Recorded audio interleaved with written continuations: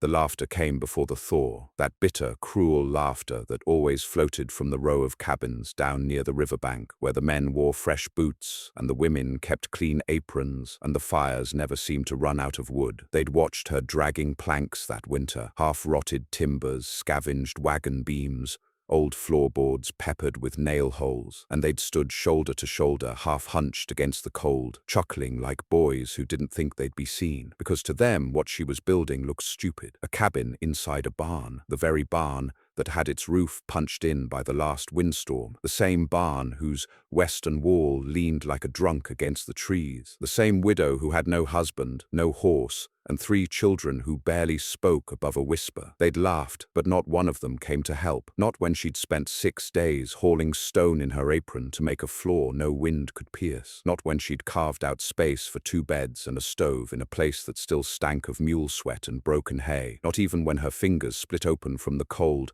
and she kept working anyway, her youngest crying from the shadows of that barn's skeleton. They just watched, they laughed, and they waited, certain she'd break. But she didn't break. She bent in places, yes, like when her knees gave out from lifting too much, or when the storm nearly pulled the tarp off the half-finished roof, or when she had to boil leather to make broth. But she didn't break. That barn had been a joke, the way it sagged and moaned in the wind. But now it had walls within walls. Now it had a heart. Now it had heat. And long before spring, the men who laughed started noticing something they couldn't explain. Her chimney smoked longer, her windows didn't frost up the same, and the footprints outside her barn stayed soft longer than theirs did, like the snow wasn't biting as hard where she lived. It started in late November, 2 days after the freeze rolled in. They said it wasn't going to be a hard year. That's what men like Harlan Dewey and Eb Sanders had told the town. The river was running long into October. The squirrels weren't nesting too deep, and the sky had that soft kind of grey that never seemed to settle into a storm. But they were wrong. The first cold snap came fast and hard, sinking the ground like a hammer into granite, and by the time folks realized how bad it was, the wells were capped in ice, and the trees snapped at night like gunfire. Lena Coyle didn't have time to be wrong. Her husband had died the summer prior, lungs full of blood after a fall from the mill scaffolding. They'd been promised pay that never came, and she'd buried him with the last coin she had. Their house, a thin-walled shack near the creek, had been taken for lumber by the town's new builder, traded off to another settler with stronger arms and a second ox. She and her children had been given permission to stay temporarily in the remains of the barn at the edge of the old grain fields. The roof was half gone. The wind moved straight through the ribs of the place, and the only insulation was a broken hayloft and one mud-choked trough. But Lena had something the others didn't, something meaner than hunger, colder than frost, and deeper than pity. She had desperation. The day she made her decision, the wind was biting so loud it drowned out her daughter's crying. Little Ruthie, 6 years old and already so quiet from too much cold and not enough bread, had curled up beside the barn's support beam and whispered that she didn't want to be alive if her feet hurt like this forever. That did it. Lena had no grand plan, just hands, grit, and a memory of what her grandmother once did in a mountain winter when the chimney collapsed and there was no place to run. She started by walling off a corner of the barn, not with logs, which she couldn't afford or fell, but with planks scavenged from broken carts and shattered fences. Anything she could nail, tie, or wedge into place. She layered them like scales. She used rags, wool scraps, dried grass, and even animal hides to patch gaps. Then, within that corner, she built an inner wall, a tighter space with no air gaps, just a womb of overlapping materials. She built a false floor over the dirt, raised just enough to stay dry. Then a stove made from a salvaged iron barrel, stuffed with stones she heated each night. By the second week of December, the structure had changed. The barn still looked ruined from the outside, but inside it felt different. It held heat. It trapped breath. The air no longer stung her lungs. She could work in her sleeves rolled up. The baby, Ephraim, no longer wheezed through the night. She noticed that snow didn't gather on her makeshift roof, the heat gently melting it off in a way the other homes couldn't manage. And the other settlers noticed too. That's when the whispering started. The same men who'd laughed now murmured. Some said she'd used magic. Others said she must be stealing wood, hiding it underground. One woman accused her of sealing up the place with animal fat and tar like some savage. A few whispered that maybe her husband hadn't died. Maybe he'd hidden away in there, working the stove all night in secret. But no one came to ask Lena herself. They didn't dare. Not after the time Harlan Dewey got close and saw her face, hollow-eyed, stiff-backed, and sunken like carved wood, a face not afraid of them, not interested in explanations, just cold, tired fury, and a quiet kind of pride that burned hotter than any of their hearths. Then, just after New Year's, the test came, a snowstorm, the kind that blotted out the stars, rolled in like a curtain across the valley. Temperatures dropped to something beyond numbers. The wind crushed porch beams, knocked in windows, and buried livestock alive. Most families huddled together, in their root cellars or in the center of their homes, wrapped in every blanket they had, praying their chimneys didn't clog or collapse. But Lena and her children slept in shirt sleeves, tucked against the heat-stone floor, while steam curled from the cracks of her inner walls like breath from a sleeping animal. That's when the stories stopped being jokes. That's when the knocking started, not loud, not proud, but a kind of scratchy, uncertain tap. The first was from a boy, 15 or so, whose parents hadn't come back from the woods and whose cabin had blown its roof off. She let him in. The second was a mother with frostbitten fingers and a baby near freezing. She let them in too. Then 3 more, and then 5, and then they just kept coming, until she'd packed nearly 9 souls inside that inner space. She didn't turn away a single one. The walls held, the heat stayed, and through that 3-day storm, the broken barn, once a joke, once a ruin, became the only place in the valley where breath didn't fog and bones didn't ache. When the skies cleared, the settlers emerged like survivors of a war, faces grey, limbs stiff, eyes darting. And then they saw the smoke still gently rising from Lena's barn chimney, thin and steady. That's when the laughter stopped for good. That's when they started saying maybe she knew something they didn't. That's when some started watching a little more closely, tracing her steps, studying the curve of her roof, the placement of her walls, the shape of her stove. But they were too late. The storm had passed. But Lena had proven herself, not just clever, not just tough, but something scarier than both. She'd survived when the rest barely did, with no husband, no horse, no real roof, just a cabin inside a barn, and the will to make it burn hotter than anything they could understand. And something was coming again. She could feel it in the wood, in the stillness, in the way the trees held their breath at night. And when it came, they'd come knocking again. There was a strange quiet in the town after that storm passed, the kind that settled into the corners of windows, creaked behind the hinges, and hovered just above conversations that never finished. The kind of silence that came not from peace, but from something left unsaid. Lena Coyle could hear it when she crossed the field toward the well. She could feel it in the way eyes followed her, not in open contempt anymore, but in something else. Hesitation, discomfort, maybe even envy. They didn't call out like before. They didn't chuckle when she passed. Now they just watched, eyes full of questions they wouldn't ask, hands fidgeting near belts and sleeves, as if unsure whether to wave or turn away. She didn't mind, not really. Let them stew in it. The world had already taken enough from her. Her husband, her home, her sleep, her faith, and she wasn't about to give them her dignity too. But what bothered her wasn't the silence. It was the thaw that followed it. The snow receded in patches, then lines, then deep trenches through the valley where meltwater ran like veins. This would have been a relief to most, a sign of coming spring, a break in the endless white, but not to Lena, because thaw meant change, and change never came free. The barn cabin had held strong through the worst freeze in living memory, but it was never meant to face rain. The roof patchwork she'd made, so clever and tight in the cold, now began to sag with moisture, its layers of cloth, bark, and hide sucking in damp like a sponge. Every morning brought a new drip. Every night brought a new wind that loosened another seam. She didn't have time to feel proud anymore, not with water creeping through the seams and her youngest coughing hard enough to make his ribs jump. The boy, Ephraim, had always been fragile, even before the winter, even back when her husband was still alive and everything felt stable. He was small for his age, quiet, prone to fevers. He'd been born under a bad moon, the midwife said. Too early, too blue, too still. Lena had breathed him back into life that night with her own lungs, refusing to let the child go. But now the cold had bitten deep. He was paler than ever. His sleep was restless. And when he woke, his hands trembled like old paper caught in a breeze. The others had moved out by then. The boy with no parents had gone to work for the blacksmith, trading muscle for bread. The mother with frostbitten hands had followed her brother south to where the trees bloomed early and water flowed warm. One by one they'd all gone, whispering thanks, pressing what few coins or dry goods they had into Lena's hands before slipping away. Now it was just her and her, 3 again, and the walls, for for the first time, felt thinner. She patched what she could, stripped the old sod from the outer barn wall, packed it into the inner crevices, peeled strips from her own bedding to seal corners. At one point, she even ground pine resin from bark and boiled it down with ash to make a crude tar, smearing it with her bare palms until her fingers bled. But she knew it was a losing fight. The warmth inside the barn no longer stayed as long. The stove, her cobbled-together miracle, burned hotter, faster, more desperately, as though it too sensed the change in season and feared it. The woodpile, once enough to last into March, began dwindling. She rationed it, fed the stove sparingly, kept her children close to the hot stones that lay beneath the floor she'd made. Still, Ephraim's cough deepened, and then came the rider. No one came out that way by accident, not in late January,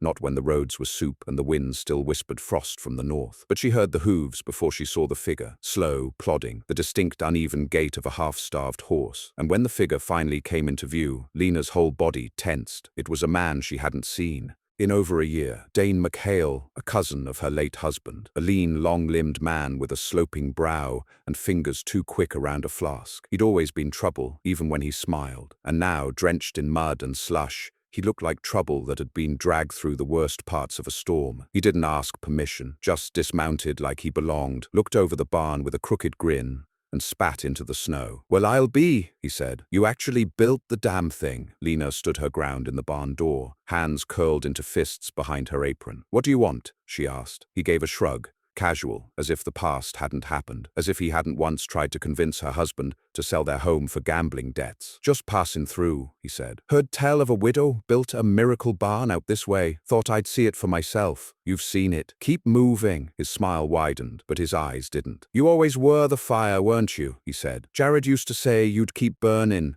even after the world froze. Never said it with kindness, but he wasn't wrong." Lena didn't move, didn't blink. He stepped closer. "I got a proposition," he said. "Storms are easing up, but they'll be back, always are. And folks out there, they talk. They say you made a heat trap that don't burn near as much wood. I figure there's profit in that. Maybe we partner, build more like it. You handle the fixin', I handle the folks." "No," he blinked. "Don't need to answer now." "I said no." Something hardened in his face. The smile cracked. His eyes narrowed. "Don't be stupid, Lena. Woman like you, in a place like this, you think they'll let you keep it?" She didn't flinch. "Let them try." There was a long pause. Then he gave a small, sharp laugh and stepped back, turned to his horse. "Suit yourself," he muttered. "But don't say I didn't offer." He left without another word, and she watched until his silhouette was gone. But the trouble stayed behind. That night she awoke to the sound of rustling. At first she thought it was wind, then mice. But when she crept to the outer wall with her father's old hatchet in hand, she saw it, scrape marks near the barn's side, where someone had tried pulling back a board. Quiet, deliberate, the sort of attempt made not by a stranger, but someone who wanted in without asking. She waited for 3 nights after, sleeping in fits, hatchet close, fire low. No one came again, but the message was clear. They wanted it now. Her barn, her heat, her secret. Not with kindness, not with curiosity, with hunger, with that gnawing, frost-bitten desperation that had once lived in her, but now lived in them. They saw the warmth, and they wanted to own it. So Lena made a decision. The next morning, she took Ruthie and Ephraim and Caleb out into the woods, not far, just deep enough. And there, in a clearing surrounded by fir and alder, she began to dig. Not another shelter, not a backup, a vault. She'd seen what they were capable of, how their laughter turned to envy, how their silence turned to greed. She didn't trust them not to take what she'd built, not when spring came, not when they'd forgotten who bled to make it. So she dug, a root cellar at first, then deeper. She lined it with stone, packed it with straw, buried jars of rendered fat and salted meat and smoked bark. She even cached her best tools, 2 iron pots, the stove's backup chimney pipe, her hammer, and a bundle of good nails wrapped in oilskin. If they came and took the barn, she'd let them, but not the core, not what made it work, not the heart of the heat. And that night, when the wind came again, and Ephraim coughed until blood touched his lips, she knew she'd made the right choice. Because the storm wasn't over. It was just pausing, waiting, like the men watching from their doorways, like the hunger in their eyes, like the laugh that would come again if she failed. And Lena Coyle had no intention of failing, not for them, not for herself, and not for the boy who might not survive the next storm if she did. Ephraim's cough turned hollow 2 days after she buried the tools. It wasn't a sound Lena recognized, not the wheeze of cold air, not the bark of a dry throat, but something deep, rattling, wrong. He didn't cry anymore. That frightened her most. Her boy had always been a soft sobber, whimpering even through his sleep when the nights grew too still. But now he lay too quietly, watching the rafters, face pale, lips dry, his small chest struggling like it had to remember how to rise and fall. She pulled the cot closer to the stove, rubbed his arms with lard, then cloth, then wool, fed him warm broth made from onion skins and smoked bark, slipped hot stones beneath his blankets. But the heat wasn't staying in him the way it stayed in the barn. Something in him was pulling away, 1 inch at a time, and she knew, by the silence in his eyes, that he had already seen something cold and far off. Lena didn't cry. She hadn't in weeks. But that night, when Ruthie and Caleb were asleep and the wind outside blew steady and cruel through the broken barn timbers, she sat beside her youngest and wept so quietly her shoulders barely moved. The barn creaked in sympathy, or perhaps warning, and the soft hiss of the stove became the only thing louder than her breath. She had no medicine, no doctor, and no one to ride out and find one. The town had turned its back the moment her husband died. He hadn't been a man of favor. Jared had owed too many people too many things, and when he fell from that scaffolding, no one grieved. They only waited for her to leave, but she didn't. She had nowhere to go, and so she remained, a ghost between fences, tolerated but never trusted, pitied but never helped. They watched her break her hands, building heat while they sat inside homes of better stone and thicker glass, and then they whispered when her heat outlasted theirs. And now they watched again, curious, jealous, but still silent, until that morning. It began with footsteps in snow that hadn't fallen yet. She heard them from inside the barn, 4, maybe 5 sets, soft, cautious, not the clomp of men with intent, but the careful walk of people unsure of what they were about to find. She stood, broom in hand, like a staff, and waited. The knock was softer than she expected. She opened the barn door only wide enough to look. It was Lillian Marsh and her 2 boys, along with Ben Carter from down by the ridge, and his older sister June. All of them looked worse than they had before. Sunken cheeks, frostbitten fingers, blank stares. Ben stepped forward. His voice cracked as he spoke. We heard your boy's sick." Lena didn't answer. She looked past them, toward the tree line. "Did McHale send you?" "No," Ben said quickly. "No, he left, rode south. Said you'd turned him down." Lena still didn't trust it, but she didn't close the door. Lillian's voice came next, thin, tired. "We came because we want to help. If you'll let us help." That word, it hung strange in the air, like foreign smoke. She studied their faces. The desperation was real, but so was the shame. "What do you want in return?" she asked. Ben swallowed. "Nothing. Just maybe learn how you built it. Not the stove, just the way it holds warmth." Lillian looked down. "I got herbs. My father was an apothecary once. Not much left, but maybe something to soothe the boy." Lena didn't want to say yes, but Ephraim hadn't eaten in a day, and his skin had turned a shade she couldn't explain. So she opened the door, but she didn't step aside. "You stay by the fire. Don't touch the walls. Don't ask questions you don't need answers to. And when the boy sleeps, you leave." They nodded, and for the next 3 hours, the barn was quiet again. Lillian made tea from a sack of dried weeds that smelled like earth and ash. She dabbed Ephraim's lips with cloth, whispered old words Lena didn't recognize. The boys stayed by the stove, warming their hands without speaking. Ben watched the corners of the room, the way the seams of the wall overlapped, the layers of plank, rag, and wool that made up her makeshift insulation. But he said nothing. By dusk, Ephraim was sleeping without a rattle, not well, not healed, but breathing easier. Lena stared at the boy's chest for a long time. When she finally looked up, Ben met her eyes. "That's clever work," he said quietly. "The floor vents, the overlapping planks.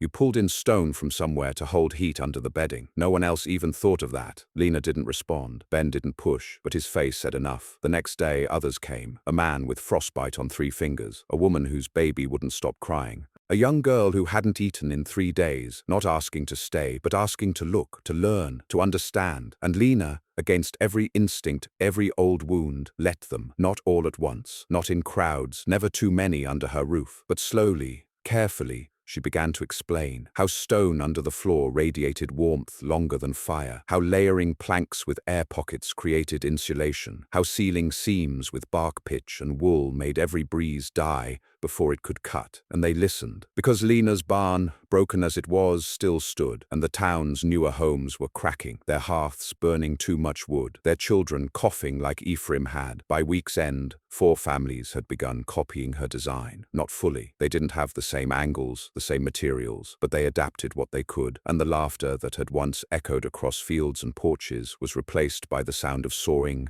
hammering, digging. Lena wasn't their equal, not yet, but she was no longer a shadow either, until the fire. It came just before dawn, a scream first, then the glow. Ben Carter's home, the ridge cabin. The blaze was high, Thick, fast. By the time Lena reached it, half the structure was already gone. The wind caught flame like breath in a dry mouth. Smoke poured skyward. A child's cries pierced the dark. Someone shouted for water, but the buckets froze solid before they reached the flames. And then Lena saw it, the broken stump of a chimney, stone cracked, half melted, built from salvaged parts, the same way she'd taught them. She ran to the edge of the blaze, cloth over her face, eyes burning. Ben stumbled from the side, coughing hard, dragging his sister by one arm. "It was the vent," he cried. "I didn't insulate it right. The tar, it caught." Someone screamed behind them. The roof fell, and just like that, the copy of her miracle became a grave. By morning, the town was split. Some whispered it was her fault, that her ideas had killed. Others swore it wasn't her design, just Ben's failure to build it right. But Lena saw what was coming. They would blame her if they needed to, just like they laughed before, just like they watched before. And now, after just a week of fleeting admiration, the eyes on her barn had changed again, not with wonder, with suspicion, even fear. She couldn't stay, not unless she chose to fight. But what would she be fighting for? Not for comfort, not for pride, only for survival, only for a boy whose breath now came steady but soft, for two children who still slept close enough to hear the wolves howl in their dreams, for the idea that no one would ever again take what she had built, out of grief, out of ruin, out of fire and ash. She was done being the barn widow. If they came for her now,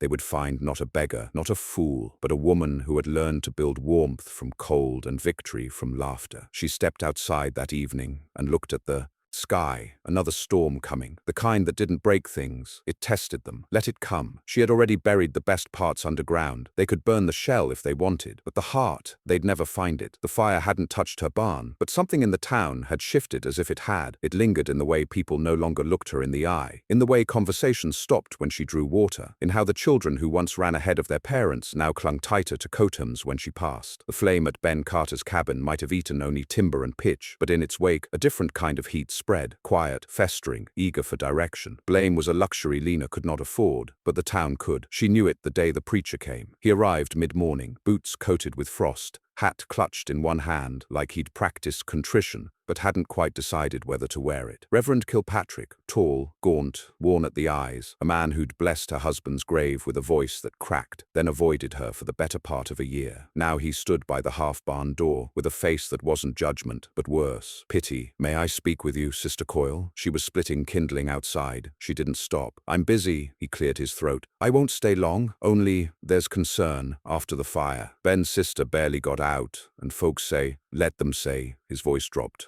Quiet but not kind. "They're saying you taught him wrong, that you gave him plans meant to fail, that maybe what you built wasn't natural." That made her pause. "Not natural," she repeated, her breath frosting the air. "Lena," he said, stepping closer, "these are frightened people. Most won't say anything to your face, but they're watching. And McHale's back in town." That turned her fully. "He's what?" "Came back yesterday, said he'd found investors. Said he could build heat traps better, cheaper, that he tried working with you, but you refused. Now he's got people listening, men signing up to help build what he calls safe shelters, ones not made by desperate women without formal skill." She stared at the preacher, and in that moment, every sore muscle, every bloodied knuckle, every night of coughing children and ash-caked hands gathered behind her eyes. "You think I care what they sign?" she asked. "Let them build. Let them trust a man who's never worked a day honest in his life. But tell them this, if they come near this barn, or my children, I will show them just how unnatural I can be." The preacher flinched, but to his credit, he didn't run. He left quietly. That night, she didn't sleep. She sat with her back against the door,